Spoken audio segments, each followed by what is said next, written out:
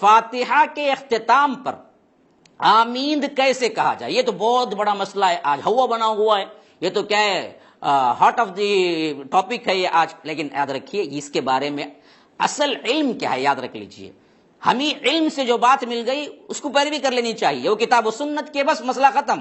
کسی گروہ کی تائید یا خلاف ہو رہا ہے، اس سے ہم کو کوئی مسئلہ نہیں ہے. اب آئیے کہ فرمایا اللہ کے رسول صلی اللہ علیہ وسلم جب فاتحہ کی قراءت سے فارغ ہوتے تو بلند آواز سے آمین کہتے، بلند آواز سے آمین کہتے. اور اسی طرح اللہ کے رسول صلی اللہ علیہ یہ کیا ہے، بخاری ہے، بخاری ابو داؤد کے اندر بھی ہے کتاب الصلاۃ، اور حدیث نمبر باب نمبر 173 سند کے ساتھ بالکل صحیح ہے.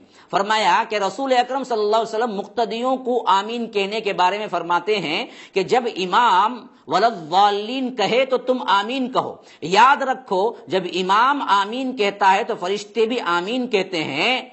بعض روایات میں یہ ہے کہ جب امام آمین کہے تو تم بھی آمین کہو. ایک روایت میں ہے کہ جب تم نماز میں آمین کہتے ہو تو فرشتے آسمان میں بھی آمین کہتے ہیں، اور دونوں کی آمین میں موافقت ہو جائے تو آمین کہنے والوں کے پہلے تمام گناہ معاف ہو جاتے ہیں. یا رب کتنی بڑی فضیلت ہے دیکھو آمین کہنے کی. جو لوگ آمین کہنے میں بخل سے کام لیتے ہیں، جو لوگ آواز سے کراہت کرتے ہیں، ان کو یہ حدیث کیا ہے، دعوت دیتی ہے. صحیح بخاری کے اندر کی کتاب الصلاح کی حدیث ہے، صحیح مسلم کے اندر بھی آئی ہے کتاب الصلاح کے اندر، نسائی میں بھی آئی ہے، دارمی میں بھی آئی ہے، جس میں یہ حدیث ہے کہ اللہ کے رسول صلی اللہ علیہ وسلم نے فرمایا کہ جب تم نماز میں آمین کہتے ہو تو فرشتے بھی آسمانوں میں آمین کہتے ہیں، اور دونوں کی آمین میں موافقت پیدا، یعنی آمین اس وقت کہو جب فرشتے آمین کہتے ہیں، تم بھی کہو. دونوں کی آمین اگر مل جائے ایک ہی وقت میں تو اللہ تمام گناہ معاف کر دیتا ہے، تمام گناہ معاف کر دیتا ہے. دوسری حدیث میں ہے کہ تم آمین کہو اللہ تم کو محبوب جانے گا.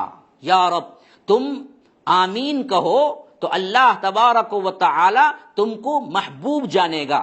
مسلم کی روایت ہے. نیز آپ صلی اللہ علیہ وسلم فرمایا کرتے تھے یہودی جس قدر سلام، اب دیکھیے کون چڑھتا ہے اور اس کا مسئلہ کہاں پہنچ جاتا ہے، یا رب اللہم سلم، اللہ بچائے.